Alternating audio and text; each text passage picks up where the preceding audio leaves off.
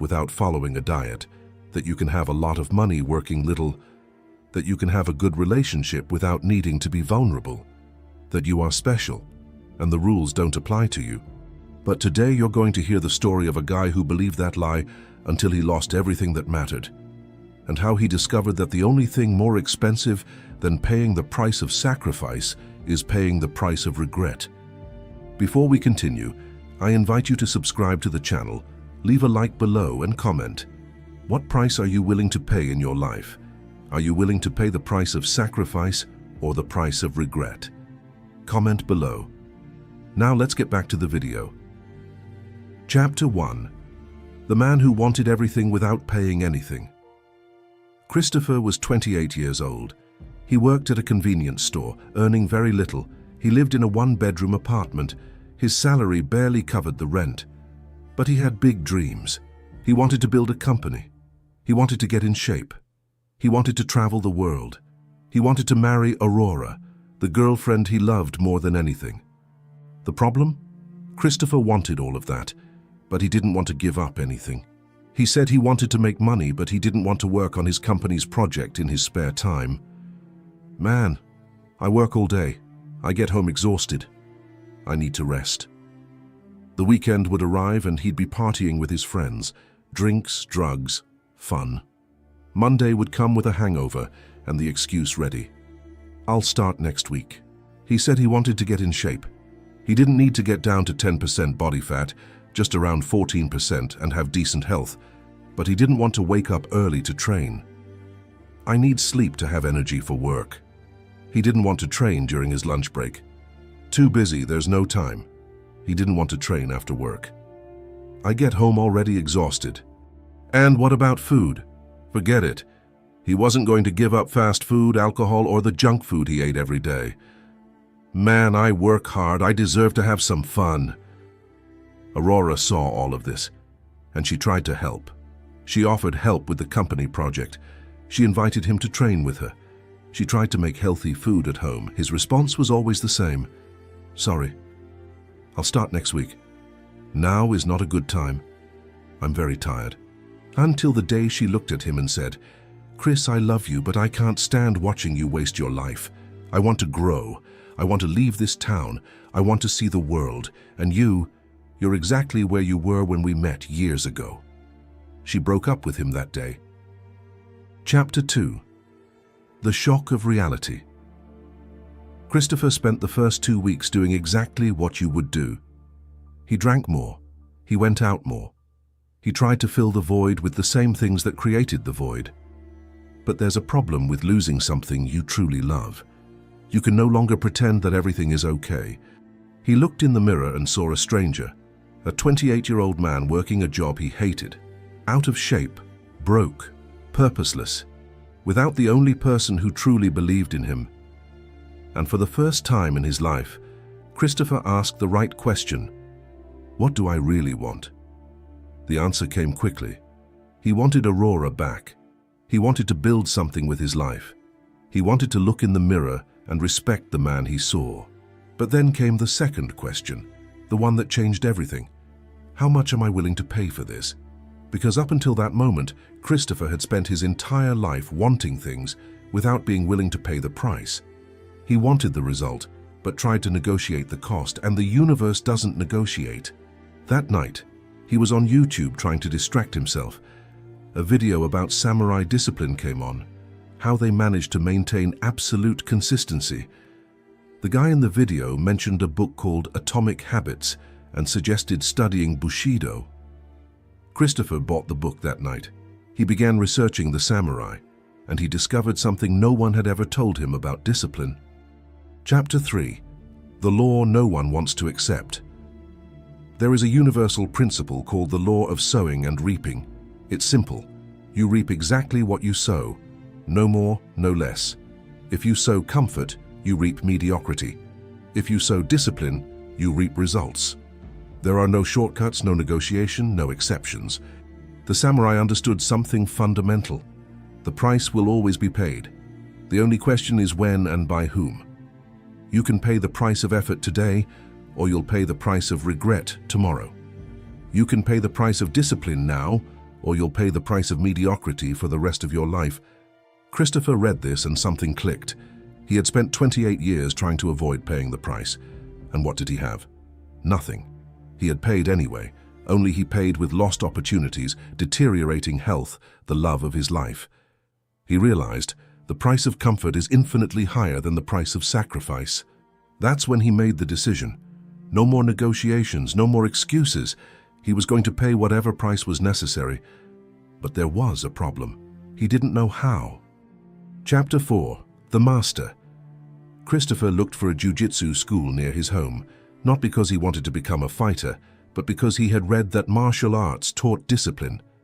The school's master was named Kenji, a 55-year-old Japanese-American, a former competitor, a guy who took life seriously. In the first class, Christopher appeared with all the excitement of someone who had just had an epiphany. "Master, I want to change my life. I want to become disciplined. Kenji raised his hand. "Do you want to, or will you go?" Christopher remained silent. "Do you know the difference between wanting and doing?" Kenji continued. "Wanting is comfortable, doing hurts. Everyone wants. Few do. So tell me, do you want it, or will you do it?" "I go." "Great. Then stop talking and start training." In the first training sessions, Christopher got beaten up, literally. Smaller, physically weaker guys would walk all over him, because they had paid the price for the training. He was trying to compensate for years of neglect with 2 weeks of motivation. After the third training session, he approached Kenji. "Master, how long until I get good at this?" "It depends. How much are you willing to pay?"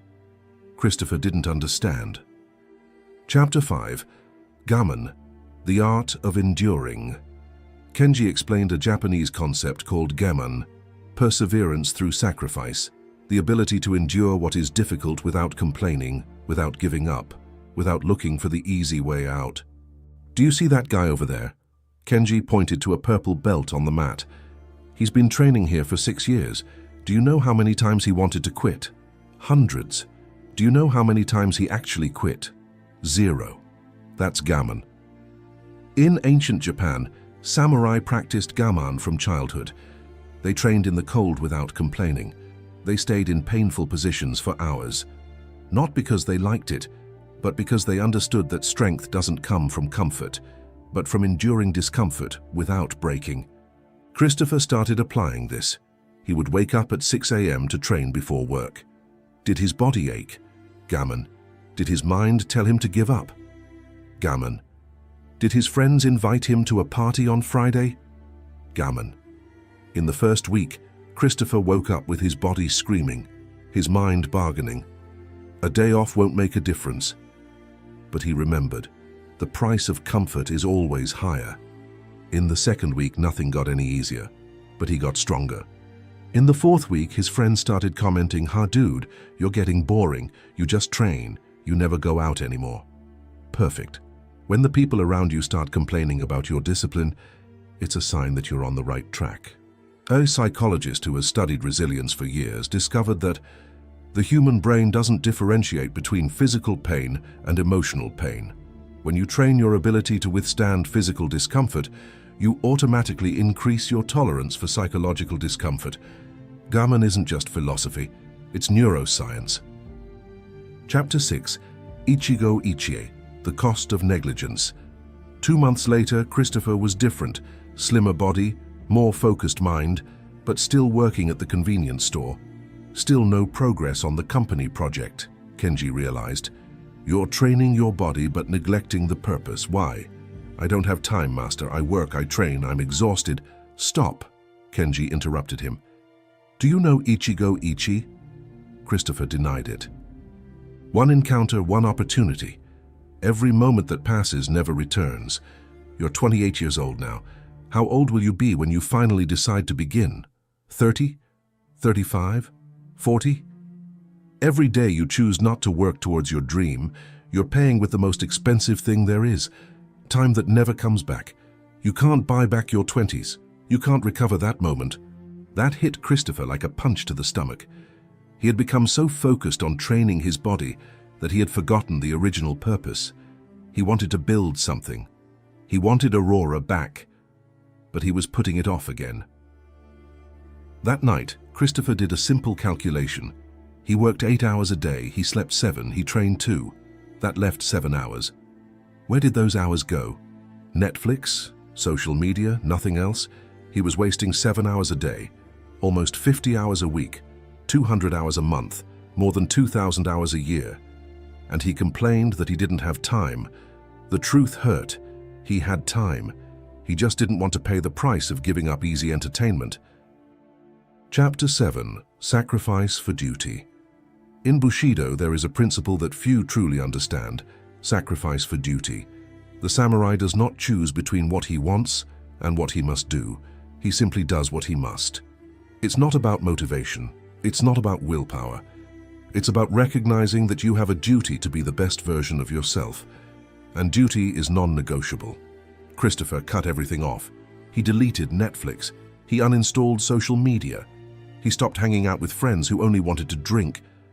His friends said he was exaggerating. Dude, you need to live a little. But Christopher had finally understood. He had spent 28 years living a little. And where had that led him? Alone, broken, without purpose. He started working on his company's project for 3 hours a night, every day, without exception. On weekends, 6 hours each day. It wasn't easy, it was exhausting. There were nights he almost cried from exhaustion. There were days when his mind screamed at him to give up. But he remembered the principle. The price will always be paid. The only question is whether you pay with effort now or regret later. In the 3rd month, something started to appear. The body was visibly stronger. The company's project was taking shape. People began to notice. But this is where the story gets interesting. Because Christopher was doing everything right. You were paying the price, but he was about to discover that there's an even higher price that no one prepares you to pay. Chapter 8. The Hardest Price. 6th month. Christopher was unrecognizable. He'd lost 15 kilos, earning his blue belt in jiu-jitsu. The company project was progressing. He decided to text Aurora. "Hi, I know I don't have the right to ask for anything, but I'd like to show you something. Can I meet you?" She agreed. They met in a cafe. Aurora looked at him and immediately saw the difference. His body, his posture. Even the way he spoke was different. "You look different," she said. "Christopher told me everything. The jiu-jitsu, the project, the complete life change." But he didn't ask to come back. He simply said, "I wanted to thank you. To thank for leaving me. It was the best thing anyone ever did for me. You forced me to face the truth. I was a coward. I wanted everything without paying anything. And you paid the price for my cowardice by being stuck with me for years." Aurora remained silent. "I'm not here to ask you to come back," Christopher continued. "I'm here to show you that you weren't wrong about me. You saw something I could be, and I'm finally becoming that." That's when Aurora said something he didn't expect. "Chris, I still like you, I always have. But there's something you need to understand. If we get back together, I won't be the kind of girl who accepts excuses. I won't be the kind of girl who's happy when you try. I'll demand the same level of commitment you're showing now. Forever. Are you ready for that? And here's the price no one tells you.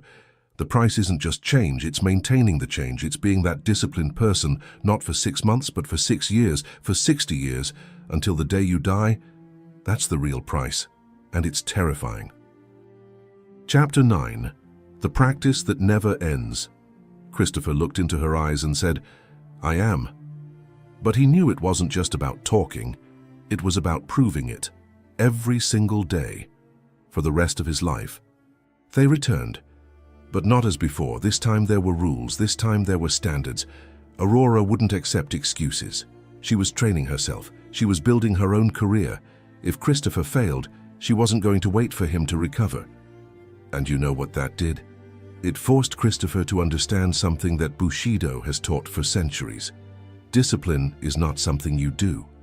It's something you are. You don't practice discipline sometimes. You live discipline constantly without a break. There were bad days. There were weeks when Christopher wanted to give up. There were moments when his body and mind begged for a break. But he remembered, the price of comfort is always higher. The first year passed. The company project became a real business. I wasn't rich, but I was making progress. In his second year, Christopher left the convenience store. He was working full-time in his own business. In their third year, he proposed to Aurora, and she said yes, because he had become a different person. Chapter 10. The Final Truth. Today, Christopher is 33 years old. His company grosses 6 figures annually. He competes in jiu-jitsu. He's married to Aurora. He travels the world. People look at his life and say, "Man, you got lucky." Sort. As if waking up at 6 a.m. for 5 years in a row was luck. As if training when your body screamed to stop was luck. As if working at the business every weekend while your friends drank was luck. Christopher was unlucky. He paid the price. In sacrifice, in discipline, in moments no one saw. And here's the part people don't understand. He still pays every day. Because the price of excellence isn't a one-time fee, it's a lifetime subscription. The difference is that now he knows.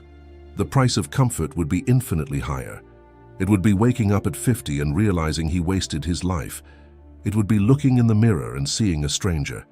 It would be living with the regret of never having tried. The truth no one wants to hear is that you won't have everything you want. That's not how it works. You'll have to choose. You can have the comfort, or you can have the results. You can have the parties, or you can have the body. You can have the easy entertainment, or you can have the business, but you can't have both. Do you know what the cruelest part is? Not choosing is also a choice. When you sit around trying to have both, you've automatically chosen comfort, because comfort is the default. Results require action. The price will always be paid. The only question is, will you pay with effort or with regret? Christopher chose hard work, and today he lives a life most people only dream of. Not because he's special, but because he was the only one. Chapter 1. The Collector of Promises. Franklin was 25 years old and had an impressive resume of things he had almost done. He almost wrote a book. He almost launched a business. He almost got in shape. The word almost defined his entire existence.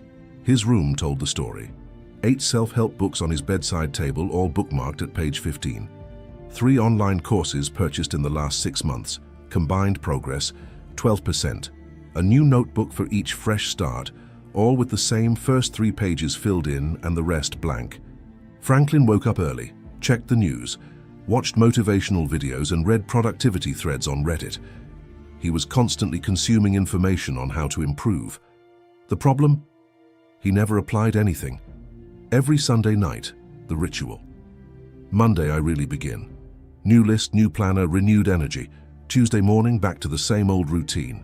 The worst part is that Franklin knew exactly what he needed to do. He knew he needed to wake up earlier. He knew he needed to write every day. He knew he needed to network. He knew, and he did nothing. Until one day, looking at his empty bank account at age 25, living in an apartment shared with 2 roommates working a job he hated, he had the question that would change everything. Why don't I get out of here? The obvious answer was lack of money, lack of time, lack of opportunities. But deep down, Franklin knew the real answer was far more brutal. Chapter 2. The Dojo. Friday night. Franklin was browsing YouTube for the umpteenth time when he saw an ad he would normally ignore. A martial arts school 3 blocks from his house. Bushido Dojo. First month free. He almost closed his browser. Just another thing to add to his I'll do it someday list. But something about the website's design caught his eye. A simple phrase, "We don't teach movements, we teach execution." Monday morning, against all his usual routines, Franklin showed up at the dojo. 6 a.m. The place smelled of old tatami mats and incense. Absolute silence except for the sounds of people training. A man of about 60, thin with a presence that filled the entire space, approached. Master Minato. He didn't smile, didn't offer a warm welcome. He simply looked Franklin up and down and said, "Why are you here?"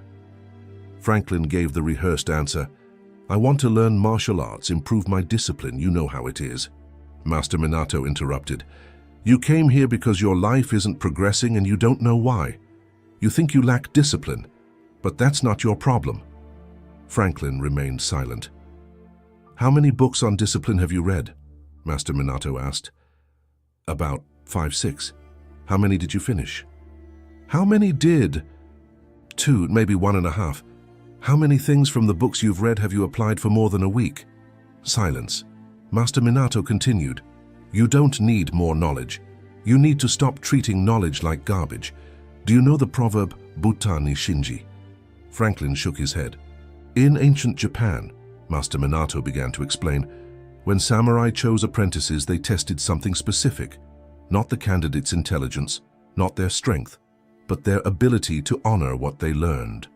A samurai who learned a technique and did not practice it religiously was considered worse than an ignorant person, because he was showing disrespect to the pearls of wisdom. Chapter 3. The Brutal Truth. Sit down. Master Minato pointed to the tatami mat. Franklin sat down. Butani Shinji means casting pearls before swine. You take something precious, knowledge that masters took decades to refine, and throw it into the mud of your procrastination.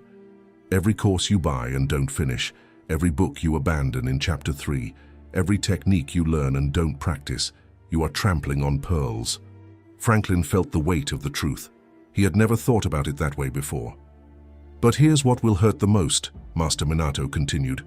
You complain that you don't have opportunities, that you lack luck, that life is difficult. But you already have everything you need to change your life today. You just treat everything as if it were nothing. How many opportunities did you ignore this month because you weren't ready?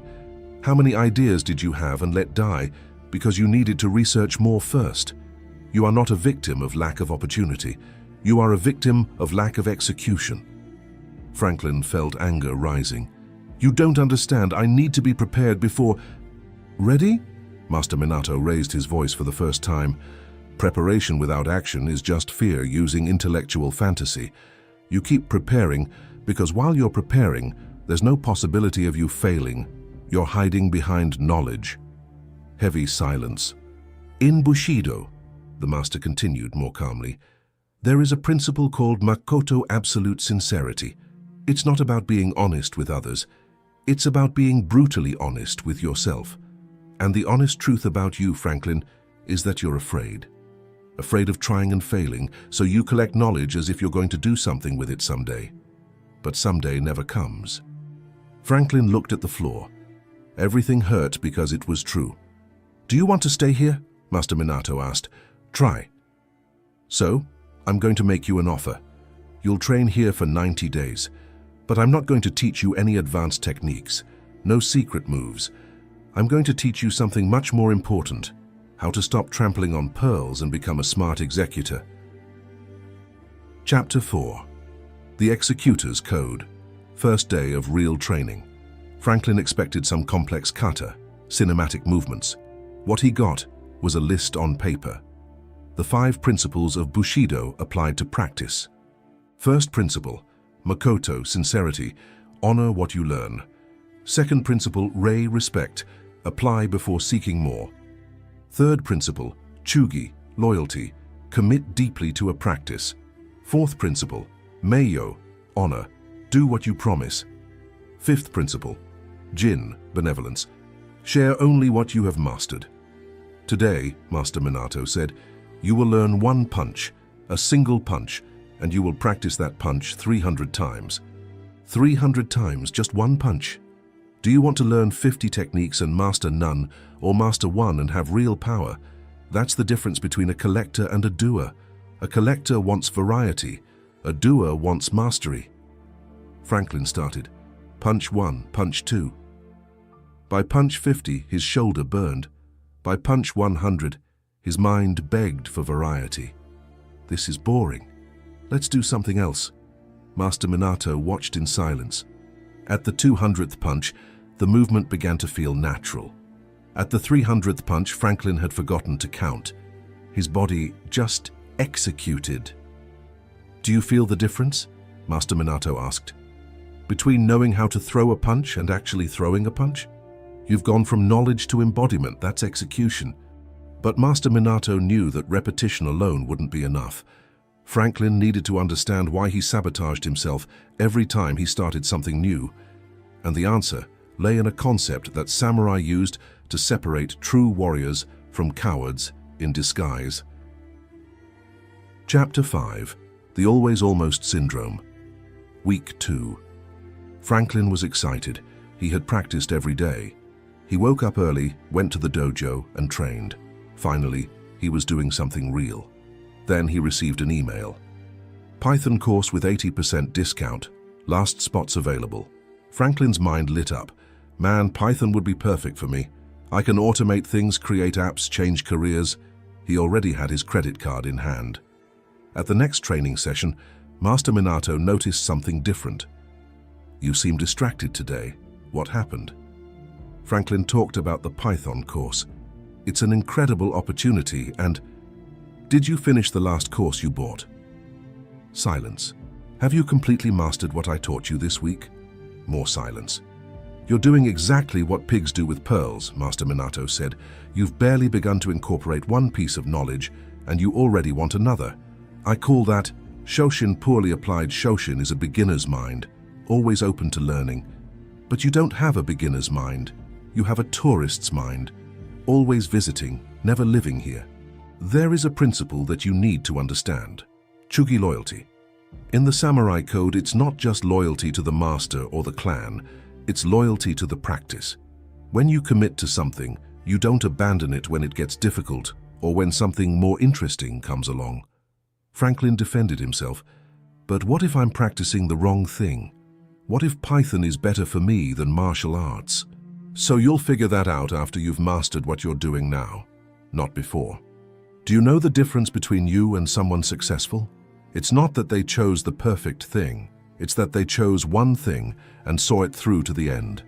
You keep choosing, and you never get anywhere. Master Minato continued. Look at your history. You started going to the gym. You stopped in the second month to focus on meditation. You started meditating.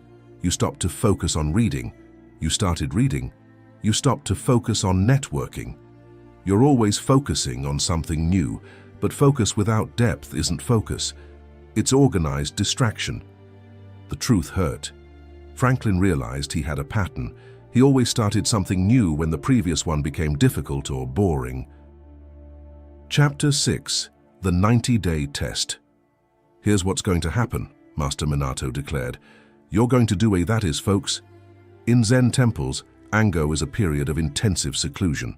90 days of uninterrupted practice of the same thing. No variety, no exploring other options, just absolute depth. 90 days doing the same thing? Franklin was horrified. Not the same thing. The same practice taken to levels you can't even imagine exist. You think you know how to throw a punch because you've practiced 300 times, but I've thrown the same punch 100,000 times.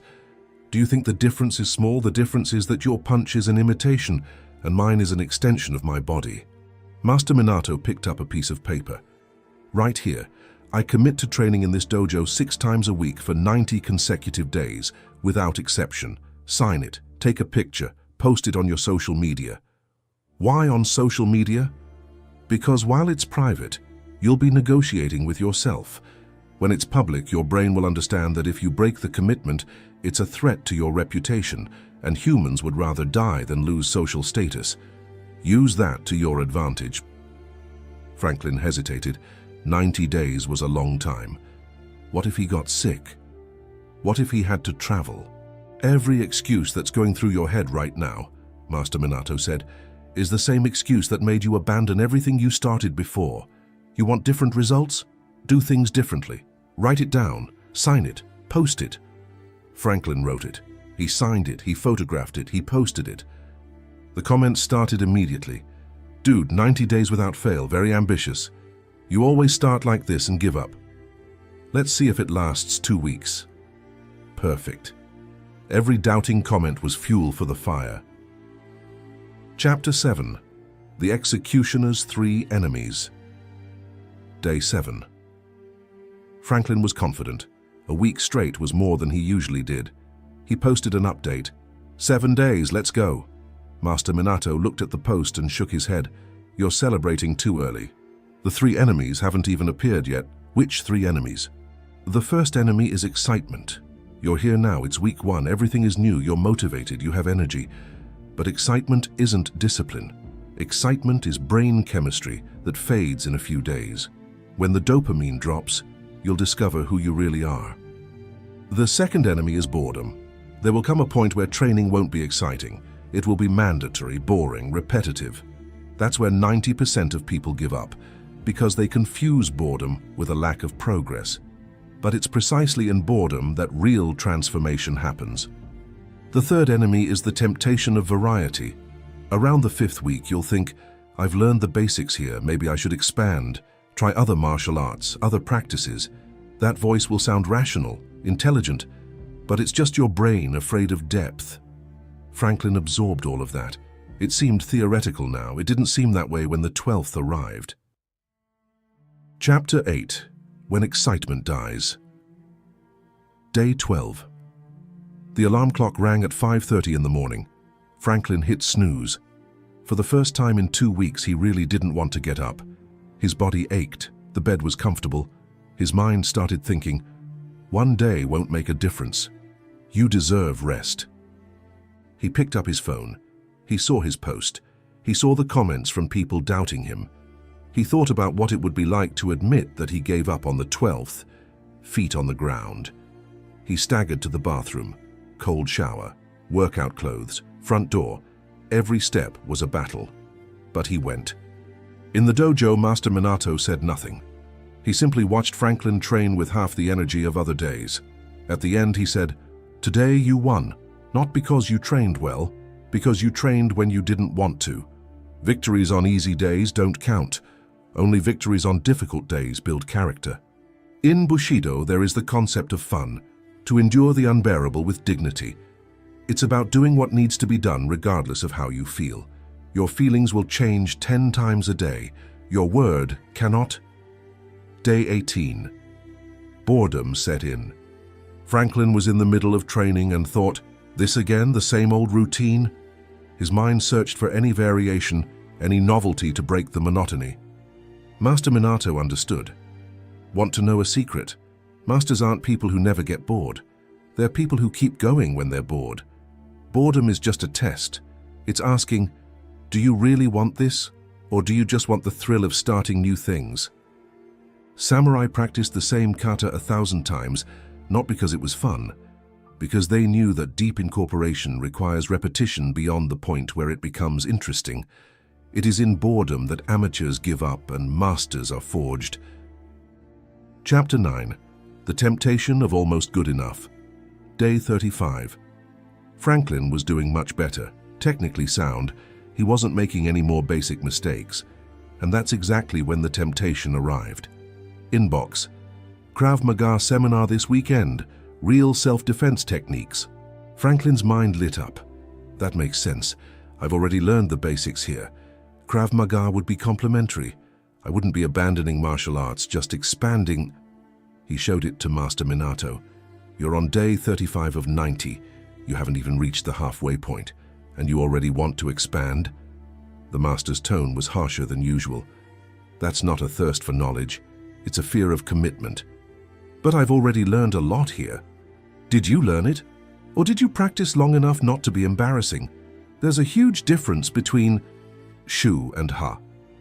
You've barely completed Shu, which is basic imitation. You're still months away from reaching Ha, understanding principles. But you already want to jump to something else because your brain hates the discomfort of staying in one place long enough to become profound. Master Minato continued. When a samurai chose a master, he trained with that master until death. Not because other masters weren't good, but because depth with one master was worth more than superficiality with 10. Do you want to be good at many things or excellent at one? Because you can't be both. Every high-achieving performer you admire has chosen an obsession with variety. Do you want to be fascinating in conversation or formidable in real life? Franklin realized something.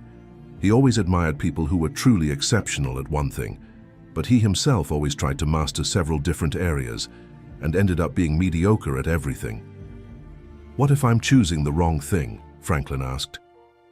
Then you'll find out when you've completely mastered what you're doing now, but you'll never know if something is wrong until you take it to the end. You just know you don't want to do the hard work of mastering it. Franklin didn't go to the seminary. For the first time in his life, he chose depth over novelty. Chapter 10. The day everything could have ended. Day 52. Franklin woke up with a sore throat, fever, and his body completely aching.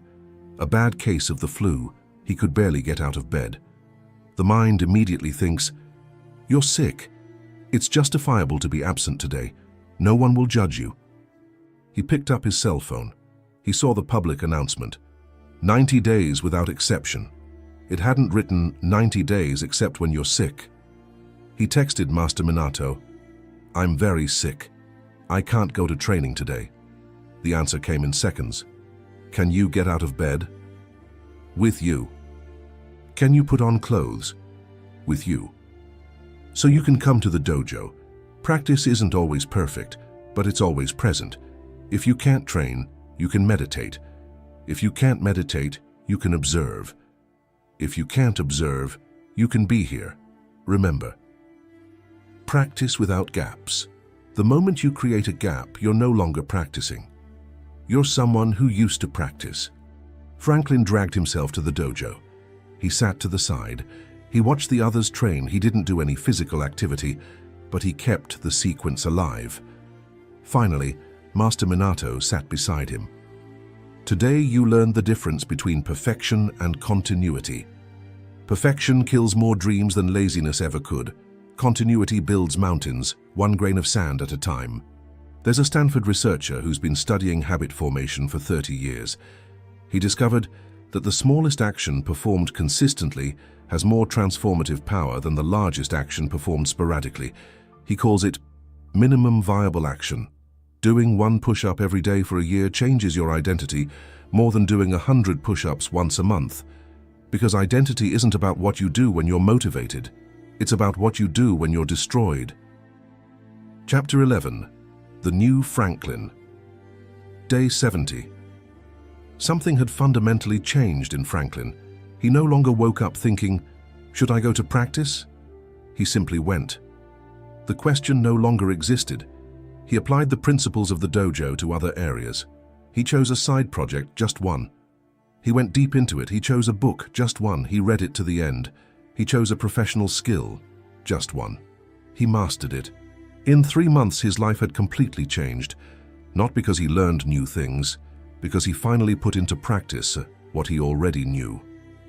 On day 90, Franklin was at the dojo. He had completed the challenge. 90 days.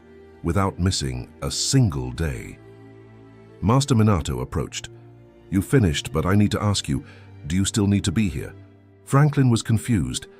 The master's goal is not to create dependence, it's to create mastery. You learned what you needed, not fighting techniques. You learned to stop procrastinating and become an executor. You can apply this to any area of life. But you can keep coming, not because you have to, because you choose to. That's the difference. 6 months later, Franklin was in a cafe with a college friend. The friend was complaining, "Man, I don't know what to do with my life. I've already taken 3 online courses this year, read like 10 books, watched millions of videos, but I still feel lost." Franklin smiled. He recognized himself from 6 months ago. "Can I ask you a question?" Franklin said. "Of the 3 courses you took, how many did you actually apply?" Silence. "Out of the 10 books you've read, how many have you incorporated into your routine?" More silence. "You're not lost. You're drowning in pearls that you're trampling on. The problem isn't a lack of knowledge, it's a lack of execution." Franklin told the story of Butani Shinji, of Master Minato, and of the 90 days. The friend replied with what everyone replies, "But what if I choose the wrong thing to commit to?" And Franklin gave the answer that Master Minato had given him. Anything taken to mastery will teach you more than 10 things explored superficially, because what you are learning is not the skill, it's who you become in the process of mastering it. The truth is this: you already know what to do. You're just waiting for permission to stop consuming and start executing. You don't need another course, another book, another video. You need to take what you already know and delve so deeply into it that it becomes part of who you are. In Bushido, there is a concept called Fudoshin. An unmoved mind. It's about not being swayed by your thoughts. You'll want to give up. You'll want to change direction. You'll want to look for